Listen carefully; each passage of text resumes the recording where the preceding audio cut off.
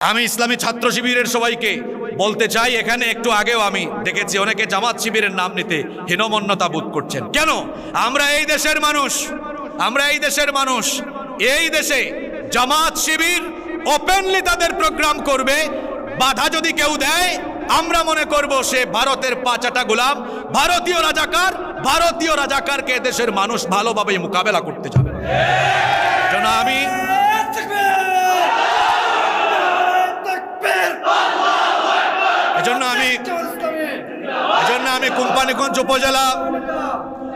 আমি কোম্পানিগঞ্জ উপজেলা জামাতে ইসলামী এবং ছাত্র শিবিরকে বলতে চাই, আপনারা ওপেনলি বুক ফুলিয়ে কোম্পানিগঞ্জে কাজ করবেন। আমি গোটা বাংলাদেশ সফর করছি, গোটা বাংলাদেশে আমাদের ভাইয়েরা ওপেনলি কাজ করছে। এখানে কার এত বড় সাহস যে ইসলামী আন্দোলনের কাজে বাধা দিবে? এই জমিন আল্লাহর, এটা মসজিদের দেশ, মাদ্রাসার দেশ, আলেম উলামার দেশ। জামাতে ইসলামী, ইসলামী ছাত্র শিবির এই দেশে কোনো নেতা নেত্রীর আদর্শ কায়েম করবে না। তারা এই দেশে মহানবী মুহাম্মদুর রাসূলুল্লাহ সাল্লাল্লাহু আলাইহি ওয়াসাল্লামের আদর্শ বাস্তবায়নের লক্ষ্যে, আল্লাহর জমিনে আল্লাহর দ্বীন বাস্তবায়নের লক্ষ্যে কাজ করছে। সুতরাং আল্লাহর জমিনে আল্লাহর দ্বীন বাস্তবায়নের লক্ষ্যে কাজ হবে। বাধা দেয় কারা? আমরা দেখতে চাই। আপনি একটু নামাজ আদায় করলে, আপনার ছেলেমেয়েরা একটু দিন পালন করলে দেখা যেত জঙ্গি সন্দেহ।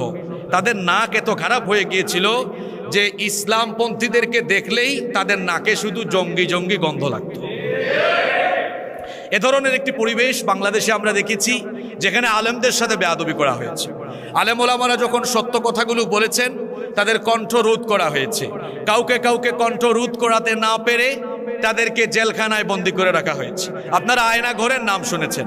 এই আয়না ঘর এটা এমন কোনো ঘর নয় যেখানে সামনে পিছনে ডানে বামে শুধু আয়না আর আয়না, আপনি আপনার ফেস দেখবেন, বিষয়টা এমন নয়। বরং সেটি এক দুর্বিষহ জুলুম নির্যাতনের জায়গা, যেখানে শত শত অসংখ্য আলেমদেরকে, ইসলামী আন্দোলনের নেতা কর্মীদেরকে ঢুকিয়ে গত 1.5 যুগ তাদের উপরে অবর্ণনীয় জুলুম নির্যাতন করা হয়েছে। তাফসির মাহফিলগুলো বন্ধ করে দেওয়া হয়েছে। তারা বন্ধ করার কোনো জিনিস পায়নি। এদেশে ঢাকায়, চিটংয়ে নাইট ক্লাব, বুট ক্লাবকে চালু রেখে তারা কোরআনের মাহফিল বন্ধ রেখেছে। এই কোম্পানিগঞ্জ মুফতি আমির হামজার মাহফিল 2 বার বন্ধ করা হয়েছে। এই কোম্পানিগঞ্জের প্রশাসন তারা বন্ধ করার জিনিস পায় নাই। এখানে আমি যতটুকু জানি, আমার বাড়ি এলাকায় এখানে বালু মহাল নিয়ে দুর্নীতি হয়। এখানে পাথর খেকু, বালু খেকু আছে। তাদের বিরুদ্ধে অ্যাকশন না নিয়ে কোরআনের মাহফিলের বিরুদ্ধে অ্যাকশন নেন।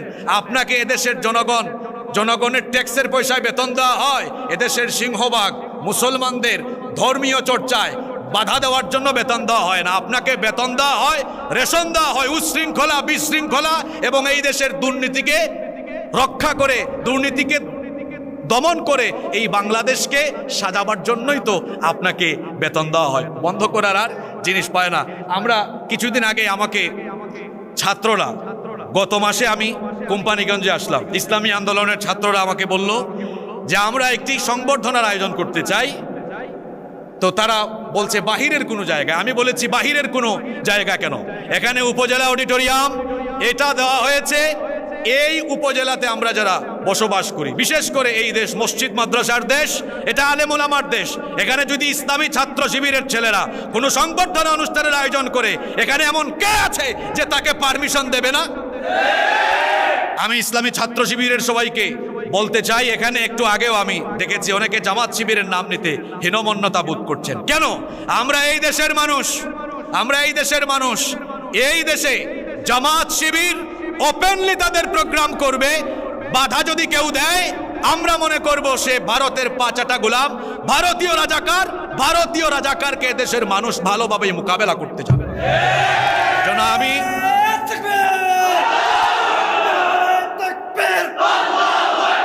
জন্য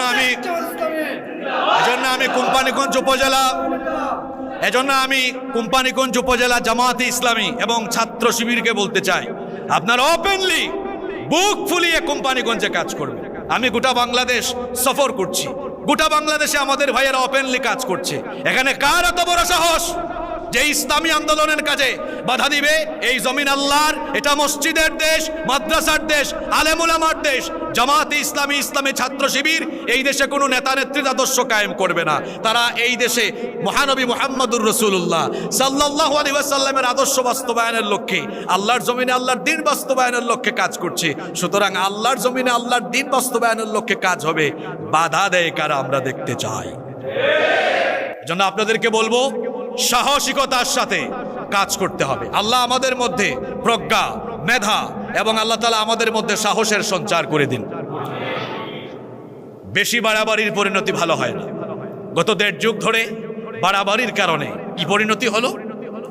পতনের জন্য সকল গ্যাপকে, গর্তগুলোকে পূরণ করে দেওয়ার পরেও পতন হলো ছাত্রদের মধ্য দিয়ে। যে ছাত্রদেরকে আল্লাহ তাআলা আবাবিল হিসাবে পাঠিয়ে দিয়ে আল্লাহ তাআলা তাদের এমন পতনের ব্যবস্থা করেছেন, আজকে তাদের পরিণতি এমন হয়েছে, আগামী 20 বছরে কেউ তাদের নামের প্রথম অক্ষরে আ বলতে পারে কিনা এটা সন্দেহ আছে। এটা হচ্ছে অতিরিক্ত বাড়াবাড়ির ফলাফল। আপনারা এদেশের আলেম ওলামাদেরকে নির্যাতন করেছেন। আপনারা আল্লামা আহমদ শফি রাহিমাহুল্লাহ, জুনাইদ বাবুনগরী রাহিমাহুল্লাহ, মুফতি আমিনী রাহিমাহুল্লাহ সহ আপনারা এদেশে কাকে বাদ দিয়েছেন বলেন? আপনারা বিশ্ব ইসলামী আন্দোলনের অন্যতম নেতৃবৃন্দ যারা ছিলেন তাদেরকে বিনা অপরাধে যুদ্ধাপরাধের নাটক মঞ্চস্থ করে, মানবতা বিরোধী নাটক মঞ্চস্থ করে নিরপরাধী মানুষগুলোকে আপনারা অন্যায়ভাবে মেরে ফেলেছেন। আপনারা অন্যায়ভাবে 13 বছর ধরে জেলখানায় বন্দী করে মেরে ফেলেছেন আমাদের কোরআনের পাখি শহীদ আল্লামা দেলোয়ার হোসেন সাঈদ রাহিমাহুল্লাহ। এই বাড়াবাড়ির পরিণতি ভালো হয়নি। আমরা তো গত 1.5 যুগ বাংলাদেশে ছিলাম। এত হামলা, মামলা, জুলুম, নির্যাতনে আমরা কথা বলেছি সবসময়। এই 5 আগস্টের পরে অনেকে মুখ খুলেছেন। আমরা তো 5 আগস্টের আগেও 1.5 বছর জীবন বাজি রেখে কথা বলেছি, কারণ আমরা মনে করি লাইফ হলো ওয়ান টাইম। মোমেন মৃত্যুকে ভয় করে না। ওই যে আমার জাতীয় কবি বলেছেন, ওহারা চাহুক দাসের জীবন, আমরা শহীদি দরজা চাই, নিত্য মৃত্যু ভিতরা মোরা মৃত্যু কোথায় খুঁজে বেড়াই। আমরা মৃত্যুকে শাহাদাতের মধ্য দিয়ে, আমরা মৃত্যুর মাধ্যমে নতুন জীবন খুঁজে বেড়াই। এজন্য আমরা কাউকে ভয় করি না। আমরা 1.5 যুগ কথা বলেছি। আমাদের ভাইয়েরা, আমাদের নেতৃবৃন্দ, আমাদের আলেম ওলামারা জেলে গিয়েছেন, বিভিন্ন হামলা মামলার সম্মুখীন হয়েছেন। আমরা কেউ দেশ ছেড়ে বলেন গিয়েছি? আমরা কেউ দেশেই তো ছিলাম। আমরা 15 বছর ছিলাম। 5 তারিখের পরে আপনারা 15 ঘন্টা থাকতে পারলেন না। আমরা 15 বছর সহ্য করলাম, আপনারা 15 ঘন্টা সহ্য করতে পারলেন না। কারণ কি? কারণ আপনারা এত বেশি অপকর্ম করেছেন, দুঃশাসন, অপশাসন এবং দুর্নীতি, লুটপাটের মহোৎসব করে এমন কর্মকাণ্ড আপনারা করেছেন। 15 ঘন্টা নয়, জনগণ 15 মিনিটের জন্যই পাইলে আপনাদেরকে গণধুলাই দিত। এজন্য আপনারা দেশ ছেড়ে তাও গিয়েছেন কোন জায়গায়? বেশিরভাগই মামু বাড়িতে গিয়েছেন। আমাদেরকে বলতো কথায় কথায় পাকিস্তানি রাজাকার। আমি গত 4-5 বছর ধরে উত্তরাঞ্চলে, দক্ষিণাঞ্চলে বহু জায়গায় যখন আমরা প্রোগ্রামে বাধার সম্মুখীন হতাম, গত বছর চুয়াডাঙ্গার দর্শনা আলমডাঙ্গায়, চুয়াডাঙ্গার আলমডাঙ্গায় ওসি সাহেব ফোন করলেন যে প্রোগ্রামে আসবেন না। কেন আসবো না? কারণ আপনার বিরুদ্ধে অভিযোগ পেয়েছি আপনি স্বাধীনতা বিরোধী। আমি বললাম আমার জন্ম 90-এর দশকে জন্ম নিয়ে আমি কি করে স্বাধীনতার বিরোধী হই? তিনি বললেন যে আপনি চেতনায় স্বাধীনতা বিরোধী, চেতনায় স্বাধীনতা বিরোধী। তো বলছিলাম আমাদেরকে বলতো পাকিস্তানি রাজাকার। আমরা তো কেউ পাকিস্তানে যাতায়াত করিনি, পাকিস্তানের সাথে আমাদের কোনো সম্পর্ক হয় নাই। বরং আমাদেরকে যারা পাকিস্তানি রাজাকার বলতো, তারা তাদের কর্মকাণ্ড দিয়ে প্রমাণ করেছে, তারা যখন ভারতে মামু বাড়ি দিল্লিতে পালিয়ে গিয়েছে, তারা নিজেরাই তাদের কর্মকাণ্ড দিয়ে প্রমাণ করে দিয়েছে তারা হলো ভারতীয় রাজাকার। সম্মানিত উপস্থিতি, দীর্ঘ সময় ধরে আপনারা আলোচনা শুনেছেন। আজকে আমার ইচ্ছে ছিল যে বিষয় দেওয়া হয়েছে, এই বিষয়ে কমপক্ষে 30-40 মিনিট আলোচনা করার। সময়ের দিক বিবেচনায় আমাকেও শহরে ফিরে যেতে হবে। এজন্য আমি আপনাদের কাছ থেকে মাত্র 10 মিনিট সময় চেয়ে নিচ্ছি। এই 10 মিনিট সময় আপনারা আমাকে সহযোগিতা করবেন তো ইনশাআল্লাহ? আজকে পোস্টারে লেখা হয়েছে যে বৈষম্যহীন সমাজ প্রতিষ্ঠায় মহানবী সাল্লাল্লাহু আলাইহি ওয়াসাল্লামের আদর্শ। আমরা যদি এখন বাংলাদেশের মানুষকে জিজ্ঞেস করি আপনারা কেমন বাংলাদেশ চান, বিশেষ করে অভ্যুত্থানকারী ছাত্ররা বলছে আমরা একটি বৈষম্যহীন বাংলাদেশ চাই। এখন সবাই স্লোগান দিচ্ছে আমরা বাংলাদেশকে সংস্কার করতে চাই, রাষ্ট্র সংস্কার করে নতুন একটি রাষ্ট্র আমরা সাজাতে চাই। এখন আপনারা আমাকে বলেন তো, যদি আমরা আমাদের এই দেশকে সংস্কার করতে চাই, সমাজ এবং রাষ্ট্র সংস্কারের দিক দিয়ে নবী করিম সাল্লাল্লাহু আলাইহি ওয়াসাল্লামের চাইতে উত্তম কোনো আদর্শ দুনিয়াতে আছে? কারণ তিনি হচ্ছেন এই পৃথিবীর বিখ্যাত এবং সর্বশ্রেষ্ঠ সমাজ সংস্কারক, সর্বশ্রেষ্ঠ রাষ্ট্র সংস্কারক।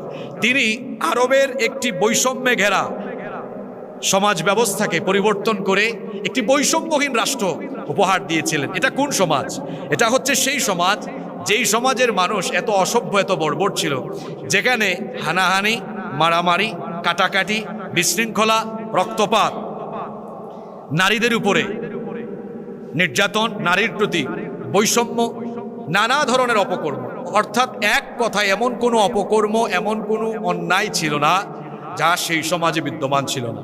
এই রকমের একটি জেহালতপূর্ণ সমাজ ব্যবস্থাকে নবী করিম সাল্লাল্লাহু আলাইহি ওয়াসাল্লাম ওহীর বিধানের আলোকে পরিবর্তন করে দিয়ে এমন একটি সোনালী সমাজ উপহার দিলেন, যেই যুগ, যেই সমাজের মতো করে আরেকটি সমাজ পৃথিবীতে কোনো রাষ্ট্র ব্যবস্থা, পৃথিবীর কোনো ধরনের মতবাদ আজ পর্যন্ত দেখাতে পারেনি।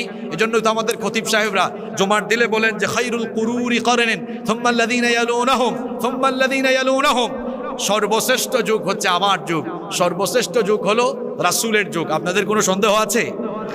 নবী করিম সাল্লাল্লাহু আলাইহি ওয়াসাল্লাম জেহালতে ডুবে থাকা এই অসভ্য বর্বর মানুষগুলোকে পরিবর্তন করলেন। কিভাবে করলেন? আল্লাহর নবী রাষ্ট্র সংস্কারের আগে, আমার আজকে অনেক পয়েন্ট ছিল, আমি মাত্র দুটো পয়েন্ট নিয়ে আজকে কথা বলে আলোচনা শেষ করব। এক নম্বরে তিনি যেটা করলেন, রাষ্ট্র সংস্কার, সমাজ সংস্কারের আগে আল্লাহর নবী আগে মানুষ সংস্কার করেছেন, মানব সংস্কার করেছেন। কারণ আপনি একটি সমাজ বা একটা রাষ্ট্র ব্যবস্থাকে যদি সংস্কার করতে চান, তো এই সমাজ বা রাষ্ট্রকে যারা পরিচালনা করবেন, সমাজ এবং রাষ্ট্রের বিভিন্ন সেক্টরে যারা দায়িত্ব পালন করবেন, সেই মানুষগুলোর মধ্যে যদি নীতি, নৈতিকতা, মূল্যবোধ, সততা, আমানতদারিতা, স্বচ্ছতা, আখিরাতের জবাবদিহির ভয় তাদের অন্তরে যদি ঢুকাতে না পারেন, তাহলে বলেন তো দুর্নীতিপরায়ণ ব্যক্তিবর্গ যদি সমাজ এবং রাষ্ট্রের বিভিন্ন সেক্টরে দায়িত্বে থাকে, সেই রাষ্ট্রকে কি সংস্কার করা সম্ভব? সেই রাষ্ট্রকে কি সোনালী রাষ্ট্র বানানো সম্ভব? এজন্য নবীজি কি করলেন? সর্বপ্রথম মানব সংস্কার করলেন। আর সেটা নবীজি কি দিয়ে করলেন? মানুষের তৈরি করা কোনো শিক্ষা দীক্ষা দিয়ে নয়, নবীজি সেটা করলেন ওহীর জ্ঞান দিয়ে, ওহীর শিক্ষা দিয়ে। যেটা আমার আগে মাওলানা মাসুক আহমদ ভাইও এই আয়াতটি তেলাওয়াত অত্যন্ত সুন্দর করে করলেন, যে লাকাদ মান্নাল্লাহু আলাল মুমিনিনা ইয বাআসা ফীহিম রাসূলাম মিন আনফুসিহিম ইয়াতলু আলাইহিম আয়াতিহি ওয়া ইউযাক্কিহিম ওয়া ইউআল্লিমুহুমুল কিতাবা ওয়াল হিকমা ওয়া ইন কানু মিন ক্বাবলু লাফী দালালিম মুবিন।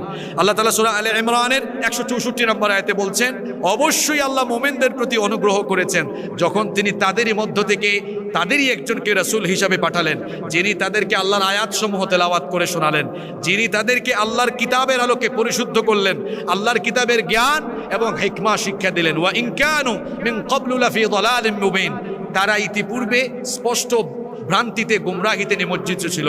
আল্লাহ তাআলা এমন এক কিতাব তার নবীর কাছে পাঠালেন। সূরা ইব্রাহিমে আল্লাহ বলছেন, কিতাবুন আনজালনাহু ইলাইকা লিতুখরিজান নাসা মিনাজ যুলুমাতি ইলান নূর, এমন কিতাব দিলাম লিতুখরিজান নাসা মিনাজ যুলুমাতি ইলান নূর, যাতে করে তমসাচ্ছন্ন, নিকষ কালো, অন্ধকারে পড়ে থাকা মানবতাকে আপনি আলোর দিকে, মিনাজ যুলুমাতি ইলান নূর আয় মিনাল কুফরি ইলাল ইসলাম ওয়া মিনাদ দালালাতি ইলাল হুদা, কুফর থেকে ইসলামের দিকে, দালালাত থেকে হেদায়েতের দিকে আপনি যাতে নিয়ে আসতে পারেন। আল্লাহর নবী কি করলেন?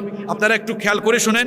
আল্লাহর নবী কুরআনের শিক্ষায়, ওহীর শিক্ষায় ওই সমাজের, ওই জাতির মানুষদেরকে শিক্ষিত করলেন, কুরআনের দীক্ষায় দীক্ষিত করলেন, যার দরুন সেই সমাজের মানুষের মধ্যে এমন পরিবর্তন আসলো। আমার দিকে তাকান, পরিবর্তনটা হলো কেমনে? যারা ছিল সমাজের টাটকা চোর, ডাকাত, এরা ওহীর শিক্ষায় এসে, ওহীর দীক্ষায় এসে হয়ে গেল মানুষের সম্পদের চোর ডাকাত হওয়ার পরিবর্তে ওহীর জ্ঞান পেয়ে তারা হয়ে গেল মানুষের মাল সম্পদের পাহারাদার। সুবহানাল্লাহ। এরা কারা? এ তো সেই মানুষ যে কয়েক বছর আগে চুরি করত, ডাকাতি করত। এই মানুষগুলো এখন চুরি না করে মানুষের সম্পদ পাহারা দেয় কেন? কারণ সে আগে ছিল জাহেলিয়াতের যুগে, জেহালতে ডুবেছিল। নবী করিম সাল্লাল্লাহু আলাইহি ওয়াসাল্লাম যখন তাকে কোরআনের সংস্পর্শে নিয়ে আসলেন, কোরআনের আলোয় আলোকিত হয়ে তিনি এমন এক আলোকিত মানুষ হয়ে গেলেন, ওহির শিক্ষায়, ওহির দীক্ষায় দীক্ষিত হওয়ার কারণে তিনি চুরি ডাকাতির পরিবর্তে মানুষের মাল সম্পদের পাহারাদার হয়ে গেলেন। আল্লাহ নবী এমনভাবে মানব সংস্কার করলেন, মানুষকে এমনভাবে সংস্কার করে দিলেন ওহির শিক্ষা দিয়ে। যারা ছিল নারীর ইজ্জত লুণ্ঠনকারী, তারা হয়ে গেল নারীর সতীত্বের হেফাজতকারী। আল্লাহ নবী যখন একটি কল্যাণমুখী রাষ্ট্র কায়েম করলেন, সেই সমাজে নারীরা ঘর থেকে বের হয়ে নির্বিঘ্নে যাতায়াত, তারা নির্বিঘ্নে যাতায়াত করতো। ইফটিজিং, নারীকে কোনো ধরনের, এরপরে নারীকে যে কোনো ধরনের অসম্মান, হয়রানি করা, এটি সেই সমাজের চিত্র ছিল না। আল্লাহ নবী এমন একটি সমাজ কোরআন দিয়ে বাস্তবায়ন করে দিয়েছিলেন এবং প্রথমে আল্লাহ নবী ওহির শিক্ষায়, ওহির দীক্ষায় মানুষগুলোকে দীক্ষিত করেছিলেন। আজ আমরা আগামীর বাংলাদেশকে যদি সত্যিকারের একটি সোনালী বাংলাদেশ, সত্যিকারের একটি আদর্শ দেশ এবং আমাদের স্বপ্নের বাংলাদেশ হিসাবে পেতে চাই, সর্বপ্রথম আমার এই জাতিকে কোরআনের শিক্ষায় শিক্ষিত করতে হবে। এজন্য বিগত ফ্যাসিস্টরা কি করেছে? শিক্ষা ব্যবস্থা প্রত্যেকটি জায়গা থেকে তারা ওহির শিক্ষা, ইসলামের শিক্ষাকে বাতিল করে দিয়েছে।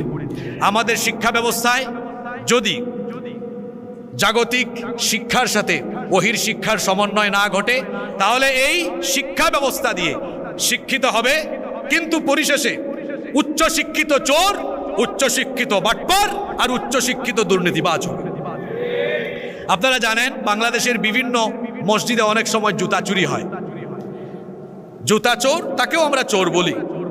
আবার ঢাকায় মিনিস্ট্রিতে সেক্রেটারিয়েটে বসে কলমের খোঁচায় চুরি ডাকাতি করে, দুর্নীতি করে, তাকেও আমরা চোর বলি। এখন আপনারা বলেন তো, দুই চোরের ক্যাটাগরি লেভেল কি একরকম? লেভেল কি সমান? যিনি ঢাকার মিনিস্ট্রিতে অথবা সেক্রেটারিয়েটে বসে চুরি করলেন কলমের খোঁচায়, তার একাডেমিক যোগ্যতা আপনি দেখেন, পড়াশোনা অনেক আছে, উচ্চশিক্ষিত মানুষ। অন্যদিকে মসজিদের জোতাচুর অশিক্ষিত অথবা অর্ধশিক্ষিত। এখন আপনারা বলেন তো, সমাজের জন্য, রাষ্ট্রের জন্য জুতাচোর ভয়াবহ নাকি ওই শিক্ষিত চোর ভয়াবহ? এই শিক্ষিত চোর চুরি করছে কেন?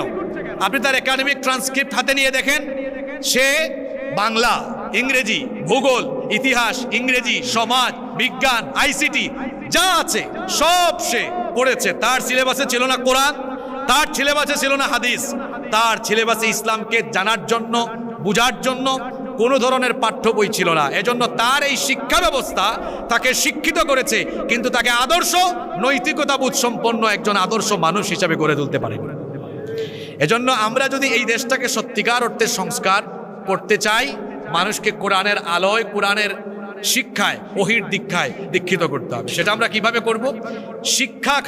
শিক্ষা প্রতিষ্ঠানগুলোতে তো শিক্ষার কারিকুলাম সংস্কার করে সেখানে না হয় আমরা ইসলামী শিক্ষা ঢুকালাম, কিন্তু আমরা যারা আছি, আমাদের যাদের বয়স হয়ে গেল, আমরা তো এখন আর স্কুল, কলেজ, ইউনিভার্সিটিতে আমরা কি পড়তে পারবো না। আমাদের জন্য আছে আরেকটি প্রতিষ্ঠান, সেই প্রতিষ্ঠানের নাম হচ্ছে বাংলাদেশ জামায়াতে ইসলামী। বাংলাদেশ জামায়াতে ইসলামী কি করছে? বাংলাদেশ জামায়াতে ইসলামী তার সমর্থক থেকে নিয়ে আরম্ভ করে তার কর্মী, তার রুকন, প্রত্যেকটি সেক্টরের জনশক্তিকে কোরআন, সুন্নাহ, ইসলামী সাহিত্য এবং ইসলামী জ্ঞানের আলোকিত, ইসলামী জ্ঞানে ইসলামের আলোয় আলোকিত করে তাকে একজন আদর্শ মুসলিম হিসাবে গড়ে তোলার লক্ষ্যে বাংলাদেশ জামায়াতে ইসলামী কাজ করে যাচ্ছে। বাংলাদেশ জামায়াতে ইসলামীর সাথে অন্যান্য দলের পার্থক্য ঠিক এই জায়গায়, জামায়াতে ইসলামী হচ্ছে পড়াশোনা করা একটা দল। এখানে জামায়াতে ইসলামের যে সকল ভাইয়েরা এসেছেন তারা জানেন যে আপনাদের প্রত্যেকটি সেক্টরে, প্রত্যেকটি ধাপে সিলেবাস এবং পড়াশোনা আছে না নাই? অন্য কোনো দলে আপনি এটা পাবেন না। তাহলে আমি বলছিলাম যে আল্লাহর নবী মানব সংস্কার করলেন, এখন আমরা তো আল্লাহর নবীর আদর্শ বাস্তবায়ন করতে চাই। কি বলেন, চাই না? যদি আমরা চাই তাহলে কি করতে হবে? 1 নাম্বার, আল্লাহর নবীর এই আদর্শকে ফলো করে আমরা এখন থেকে, আজ থেকে কোরআনের দাওয়াত মানুষের বাড়িতে বাড়িতে ঘরে ঘরে গিয়ে প্রতিটি মানুষের সিনার ভেতরে আমরা দ্বীনের দাওয়াত দিয়ে, ইসলামের দাওয়াত দিয়ে, ইসলামী আন্দোলনের দাওয়াত দিয়ে আমরা এই দেশে আরেকটি বিপ্লব তৈরি করার জন্য এদেশের মানুষকে ইসলামের আলোকে গড়ে তুলব ইনশাআল্লাহ। মনে রাখবেন, জুলাই আগস্টের বিপ্লব এটা ইসলামী বিপ্লব নয়, এটা ছিল জনসাধারণের বিপ্লব, বা যেটাকে আমরা বলতে পারি গণবিপ্লব। ইনশাআল্লাহ বাংলাদেশে অতি শীঘ্রই, খুব নিকটবর্তী সময়ে আরেকটি বিপ্লব ঘটতে যাচ্ছে। সেই বিপ্লব হবে ইসলামী বিপ্লব ইনশাআল্লাহ। সেই বিপ্লব বাস্তবায়নের লক্ষ্যে আমাদেরকে কাজ করতে হবে। কিভাবে কাজ করতে হবে? আমরা ঘরে ঘরে ঘরে ঘরে মানুষের কাছে দাওয়াত নিয়ে যাব। এখানে আমাদের যত ভাইয়েরা আছেন ইসলামী আন্দোলনের সাথে আমরা যারা সম্পৃক্ত, আমরা এই কোম্পানিগঞ্জ উপজেলার প্রত্যেকটি ইউনিয়নের, প্রত্যেকটি গ্রামের, প্রত্যেকটি বাড়িকে আমরা ইসলামী আন্দোলনের মজবুত ঘাঁটি এবং দুর্গ হিসাবে গড়ে তুলব ইনশাআল্লাহ। এজন্য প্রত্যেকটি ইউনিয়নে, প্রত্যেকটি ইউনিটে, প্রত্যেকটি জায়গায় আমরা আমাদের স্ব জায়গা থেকে কাজ করব। পারবো না ইনশাআল্লাহ? আমরা তো বৈষম্যহীন সমাজ প্রতিষ্ঠায় মহানবী সাল্লাল্লাহু আলাইহি সাল্লামের আদর্শ বাস্তবায়ন করতে চাই। তাহলে 1 নাম্বার, মানুষকে সংস্কার করব আমরা কোরআন দিয়ে, মানুষের কাছে কোরআনের দাওয়াত নিয়ে যাব। এতদিন যে স্লোগান দিয়েছি আমরা, এটারও কিছুটা সংস্কার করব। সেটা কি? যে আল কোরআনের আলো ঘরে ঘরে জ্বালো না। আল্লাহর নবীর সিরাত অধ্যয়ন করলে আপনি দেখবেন, আল্লাহর নবী তার দাওয়াতি জিন্দেগির প্রথম 3 বছর দাওয়াত দিয়েছেন গোপনে গোপনে, সেটা ছিল ব্যক্তিকেন্দ্রিক। আল্লাহর নবীর সেই দাওয়াতকে আমরা যদি স্লোগান আকারে বলতে চাই, তাহলে সেটা ছিল এমন, আল কোরআনের আলো প্রথমে তিনি ঘরে ঘরে না, মানুষের হৃদয়ে হৃদয়ে জ্বালিয়েছেন। এজন্য আমরা স্লোগান দিব এখন থেকে এরকম, যে আল কোরআনের আলো মানুষের হৃদয়ে হৃদয়ে জ্বালো। প্রতিটি মানুষের হৃদয়ে হৃদয়ে আমরা কোরআনের আলো জ্বালাবার জন্য ব্যক্তিকেন্দ্রিক আমরা সবার কাছে দাওয়াত নিয়ে যাব। একজন ভাইও যেন দাওয়াতের বাইরে না থাকে। আমার আগে মাওলানা মাসুক আহমেদ ভাই একটি আয়াত তেলাওয়াত এখানে করেছেন, আপনারা শুনেছেন। হে নবী, তারা ঈমান আনবে না, এজন্য কি আপনি পেরেশান হয়ে যাবেন? আল্লাহর নবী যখন দাওয়াতি কাজ করা আরম্ভ করেছেন, আল্লাহর নবী এত বুঝান কাফিরদেরকে, ঈমান আনে না, আল্লাহর নবী পেরেশান হয়ে গিয়েছেন। আমরা মহানবীর মুহাম্মদুর রাসূলুল্লাহ সাল্লাল্লাহু আলাইহি সাল্লামের উম্মত হিসাবে আমাদেরকে দাবি করি, আমরা তার আদর্শ বাস্তবায়নের সৈনিক যদি হতে চাই, আমাদের ভেতরে এরকম পেরেশানি নিয়ে আসতে হবে। আমার এলাকায়, আমার গ্রামের একজন ভাই যেন দাওয়াতের বাহিরে না থাকে। আমার এলাকার একজন ভাই দাওয়াতি ময়দানে সম্পৃক্ত হওয়ার আগ পর্যন্ত আমার ভেতরের পেরেশানি যেন বন্ধ না হয় ইনশাআল্লাহ। এরপরে 2 নম্বর যে পয়েন্ট বলতে চাই, সেটি বলে আমি শেষ করব। আল্লাহর নবী রাষ্ট্র সংস্কার করেছেন কিভাবে? কোরআনের ওহীর দীক্ষায় কিছু মানুষকে দীক্ষিত করলেন, তৈরি করলেন। তৈরি করার পরে আল্লাহর নবী এদেরকে দিয়েই একটি কল্যাণমুখী রাষ্ট্র ব্যবস্থা কায়েম করলেন। কোরআন ভিত্তিক একটি সমাজ, একটি রাষ্ট্র তিনি কায়েম করলেন। এবং এই কোরআন ভিত্তিক সমাজ এবং রাষ্ট্র ব্যবস্থা বাস্তবায়নের ফলে দেখা গেল সকল ধরনের অন্যায়, জুলুম, নির্যাতন সব কিছুর বিলুপ্তি ঘটে একটি সত্যিকারের সোনালী সমাজ প্রতিষ্ঠা হলো। আজকে আমরা বাংলাদেশকে দেখতে চাই একটি আলোকিত বাংলাদেশ, বৈষম্যহীন বাংলাদেশ, চুরি ডাকাতি মুক্ত বাংলাদেশ। আমরা সবাই চাই না? এদের স্বাধীন হয়েছে, স্বাধীন হওয়ার পরে 54 বছর ধরে এদেশে আমরা বহু দলের বহু ব্যক্তির শাসন দেখেছি। এজন্য আমি বলি, বহু দলের বহু ব্যক্তির শাসন দেখা শেষ, বাকি আছে আল কোরআনের বাংলাদেশ। আমরা এখন আল কোরআনের বাংলাদেশ চাই। যারা ইসলামী আন্দোলনের বাহিরে আছেন, আমি আজ তাদেরকে একটি আয়াত স্মরণ করিয়ে দিচ্ছি, যেটা আল্লাহ সূরা ফুরকানের মধ্যে বলেছেন। শুনেন আমার ভাইয়েরা, আমি তো আপনাদের এলাকারই সন্তান, দরদ নিয়ে আজকে বলে যাচ্ছি। আপনি আপনার শরীরের ঘাম, রক্ত, আপনার কষ্ট, জানমাল আল্লাহর দ্বীনের পথ ছাড়া অন্য পথে খরচ করিয়েন না। কিয়ামতের দিন আফসোস ছাড়া আর কিছুই থাকবে না। আল্লাহ তাআলা বলছেন, ওয়ায়াউমা ইয়া'আদ্দুয যালিমু আলা ইয়াদাইহি ইয়াকুলু ইয়া ওয়াইলাতা ইয়াকুলু ইয়া লাইতানি ইত্তাখাযতু মা'আর রাসূলি সাবিলা। আল্লাহ বলছেন, সেদিন কিছু লোকেরা, জালিমেরা, তারা কি করবে? 2 হাত কামড়িয়ে কামড়িয়ে আফসোস করবে, হায় আফসোস, আমি যখন দুনিয়াতে ছিলাম, ইয়া লাইতানি ইত্তাখাযতু মা'আর রাসূলি সাবিলা, আমি যদি রাসূলের পথ অনুসরণ করতাম, রাসূলের পথের অনুসরণ করে রাসূলের আদর্শ বাস্তবায়নের জন্য যদি আমি কাজ করতাম, তাহলে আজ আমাকে আফসোস করা লাগতো না। তারা আফসোস করে আরো বলবে, ইয়া লাইতানি লাম আত্তাখিয ফুলানান খলিলা, আফসোস যদি আমি অমুককে আমার বন্ধু না বানাতাম, অমুককে আমার নেতা না বানাতাম, আজকে আমি বেঁচে যেতাম। লাকাদ, এরপরে আল্লাহ বলছেন লাকাদ আদাল্লানি আনি যিকর। এরা কি করেছিল? এরা আমাকে আল্লাহর জিকির থেকে, উপদেশ থেকে বঞ্চিত করে রেখেছিল। শোনেন, নেতা ঠিক করেন, আপনি নেতা ঠিক করেন আগে। আপনি দুনিয়ার কোনো নেতার চামচামি সামনে পিছনে না করে আপনি রাসূলুল্লাহর সৈনিক হন। আমরা যারা এখানে যুবক আছি, তরুণ আছি, তাদেরকে আমি বলবো, ছাত্রদেরকে বলবো, আমার উপজেলার ছাত্র সমাজকে, তরুণ সমাজকে বলবো যে তোমাদের এই তারুণ্য, তোমাদের এই যৌবন কোনো নেতার সামনে পিছনে মোটর সাইকেলের শুডাউন করে তাদের চামচামি করার জন্য আল্লাহ তোমাদের যৌবন দেন নাই। আর তোমাদের যৌবন আর তারুণ্যের শক্তিকে আল্লাহর জমিনে আল্লাহর দ্বীন বাস্তবায়নের লক্ষ্যে কাজ করার জন্য।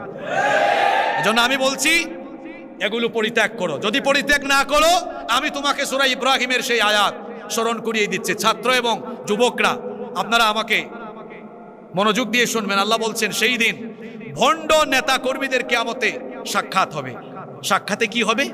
কর্মীরা নেতাদেরকে আটকিয়ে দিবে। ফাকালা দুআফাউ লিল্লাযিনা ইসতাকবারু ইন্না কুন্না লাকুম তাবআন ফাহাল আনতুম মুগনুনা আন্না মিন আযাবিল্লাহি মিন শাই।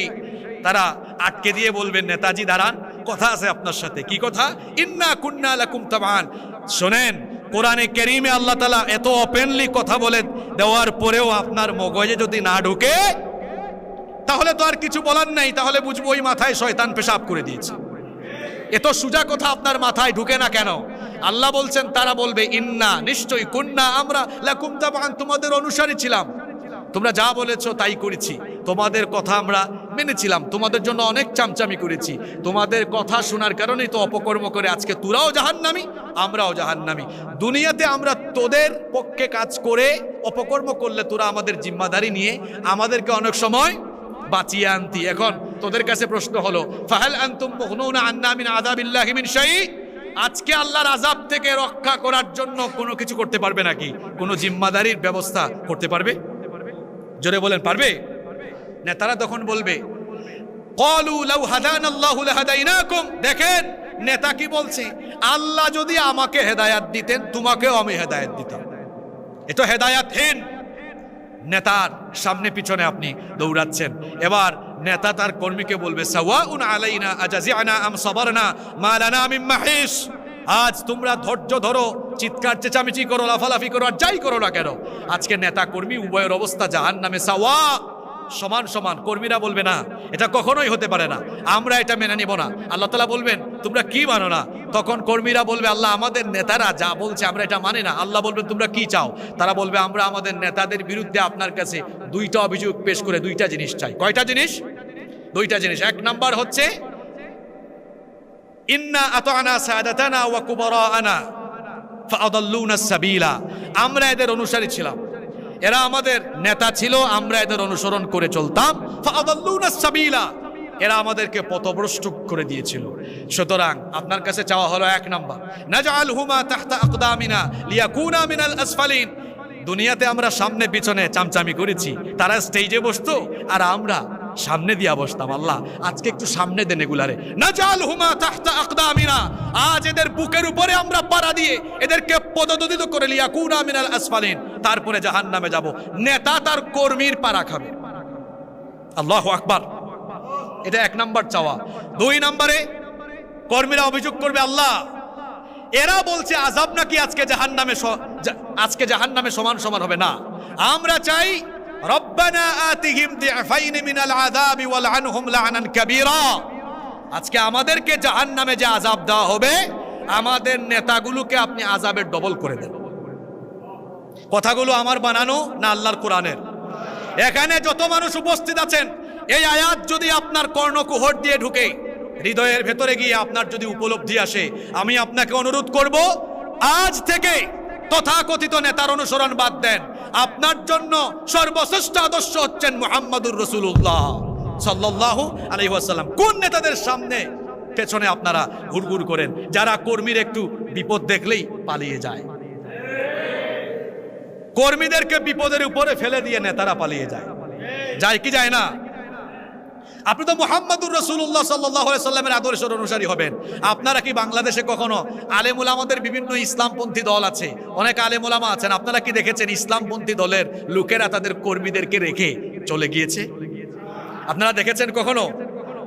আমরা এটা কখনোই করি না। সুতরাং আমি বলতে চাই, আমরা যদি এই বাংলাদেশকে একটি সত্যিকারের বৈষম্যহীন বাংলাদেশ হিসাবে পেতে চাই, কোরআনে কারীমের আদর্শ অনুশাসন বাস্তবায়ন ছাড়া এটা কশ্চিনকালেও কোনোদিন সম্ভব নয়। এজন্য আমি বলছিলাম যে স্বাধীনতার ৫৪ বছর পেরিয়ে গিয়েছে, বাংলাদেশে আমরা বহু দলের শাসন দেখেছি। সবাই বাংলাদেশের ভাগ্যের উন্নয়নের কথা বলে, যারা যখন সুযোগ পেয়েছেন নিজের ভাগ্যের উন্নয়ন করেছে। নিজের ভাগ্যের উন্নয়ন কেমনে করেছে? এদেশের মানুষের উপরে দেখেন তারা যে পরিমাণ ঋণের বোঝা চাপিয়ে দিয়ে গিয়েছে, তার চাইতে বেশি পরিমাণ টাকা তারা চুরি করে, দুর্নীতি করে, লুটপাট করে বিদেশে সম্পদের পাহাড় করেছে। এবার আমার শেষ প্রশ্নের উত্তর আপনারা দিবেন। সেটি হচ্ছে, আপনারা জানেন যে বাংলাদেশে বহু ইসলামী দল আছে। আমাদের মধ্যে কিন্তু মৌলিকভাবে কোনো ধরনের মতপার্থক্য নাই। অনেকে বলেন যে আপনারা এক হতে পারেন না কেন? আমরা মৌলিক সমস্ত বিষয়ে এক, এবং অনৈক্যের যে একটি দৃশ্য আমরা এতদিন দেখতাম, এটাও আর সামনে থাকবে না ইনশাআল্লাহ। আমরা কওমি, আলিয়া, চরমোনাই, হেফাজত, জামাত, খেলাফত, যত ইসলামী দল আছে, যত আলেম ওলামা আছেন, সকলের মধ্যকার মাঝখানের অনৈক্যের প্রাচীরকে ভেঙে চুরে টুকরা টুকরা চুরমার করে দিয়ে আমরা সবাই ঐক্যবদ্ধ হয়ে এই দেশে আমরা ইসলামী রাজ কায়েম করবো ইনশাআল্লাহ। সম্মানিত উপস্থিতি, আমি সর্বশেষ যে কথাটি বলতে চেয়েছিলাম সেটি হচ্ছে এই, বাংলাদেশে বিভিন্ন ইসলামী দলের নেতৃবৃন্দ এবং অনেক আলেম ওলামারা দেশের তৃণমূল পর্যায় থেকে নিয়ে শুরু করে পার্লামেন্ট, মিনিস্ট্রি, সেক্রেটারিয়েট পর্যন্ত দায়িত্ব পালন করে এসেছেন। আপনারা জানেন, গত কয়েক যুগ ধরে আপনারা দেখেছেন ইসলামী দল এবং আলেম ওলামাদের থেকে অনেকে ইউনিয়ন পরিষদের মেম্বার, চেয়ারম্যান, উপজেলা পরিষদের chairman, vice chairman, parliament member, মিনিস্ট্রিতেও দায়িত্ব পালন করেছেন। আপনারা বলেন তো, ইসলামী দলের কোনো নেতৃবৃন্দ এবং কোনো আলেম ওলামারা দুর্নীতি করেছেন এদেশের কোনো আইন বা আদালত প্রমাণ দিতে পেরেছে? সেই 111-এ ফখরুদ্দিন মঈনুদ্দিনের শাসন আমলে যখন আওয়ামী লীগ, বিএনপি, জাতীয় পার্টির দলের লোকেরা ঘর থেকে পালিয়ে গিয়েছেন, তখনও মিনিস্ট্রিতে দায়িত্ব পালন করা ইসলামী আন্দোলনের অন্যতম দুই নেতা, আমাদের শহীদ মাওলানা মতিউর রহমান নিজামী এবং শহীদ আলী আহসান মোহাম্মদ মুজাহিদ, দুইজনই মিনিস্ট্রিতে দায়িত্ব পালন করেছেন। ফখরুদ্দিন মঈনুদ্দিনের সরকারও 1 টাকার দুর্নীতি তাদের বিরুদ্ধে প্রমাণ করতে পারেনি। তাহলে বোঝা গেল এই বাংলাদেশ একমাত্র আলেম ওলামা এবং ইসলামপন্থীদের হাতেই নিরাপদ। এজন্য আমাদেরকে সিদ্ধান্ত নিতে হবে, এই বাংলাদেশকে আমরা যদি বৈষম্যহীন এবং আমাদের স্বপ্নের সমৃদ্ধির বাংলাদেশ হিসাবে রূপান্তর করতে চাই, তাহলে আল্লাহর কোরআনের বিধানের বাস্তবায়ন ছাড়া সেটা কশ্চিনকালে অসম্ভব নয়। আর আমরা যদি আল্লাহর ওহির বিধান বাস্তবায়ন করতে চাই, তাহলে আমাদের সবাইকে আল্লাহর কিতাবের, কোরআনের ছায়াতলে এসে ঐক্যবদ্ধ হয়ে আমরা প্রত্যেকেই অমুক দলের অমুক নেতার তমুক নেতার সৈনিক নয়, আমরা আল্লাহর কোরআনের সৈনিক, রসুলের সৈনিক হব ইনশাআল্লাহ। আমরা প্রত্যেকেই দিন কায়েমের আন্দোলনে নিজেদেরকে সামিল করে, প্রত্যেকেই আমরা ঘরে ঘরে, বাড়িতে বাড়িতে দাওয়াত দিয়ে এই দেশে আরেকটি গণজাগরণ, আরেকটি ইসলামী বিপ্লব তৈরি করার লক্ষ্যে আমরা সকলেই আলস্যহীন হয়ে, বিরামহীনভাবে, দুর্বার গতিতে আমরা কাজ করব। আমরা আজকে এই সিদ্ধান্ত নিয়ে এখান থেকে যাব ইনশাআল্লাহ। আমরা সবাই বিরামহীনভাবে দ্বীনি ময়দানে নিজেদেরকে অলসহীন হয়ে আমরা দ্বীনি ময়দানে, ইসলামী আন্দোলনে নিজেদেরকে সামিল করব। আমরা পারবো তো ইনশাআল্লাহ? কারা কারা পারবো একটু হাত তুলে আল্লাহকে দেখাই তো। মাশাআল্লাহ, আল্লাহ আমাদেরকে কবুল করে নেন। তাহলে আজকের এই সিরাত সেমিনার থেকে এটাই হোক আমাদের সংকল্প, আমরা প্রত্যেকেই ইসলামী আন্দোলনের এক একজন সৈনিক হব ইনশাআল্লাহ। আমরা প্রত্যেকেই যারা এই দেশে, আমরা প্রত্যেকেই আল্লাহর জমিনে আল্লাহর দিন কায়েমের জন্য প্রত্যেকেই আমরা আমাদেরকে দিন কায়েমের আন্দোলনে সামিল করব। এটাই হবে আমাদের আজকের দিনের প্রত্যয় ইনশাআল্লাহ। আল্লাহ তাআলা আমাদের সবাইকে দিন কায়েমের কর্মী হিসাবে কবুল করে নেন।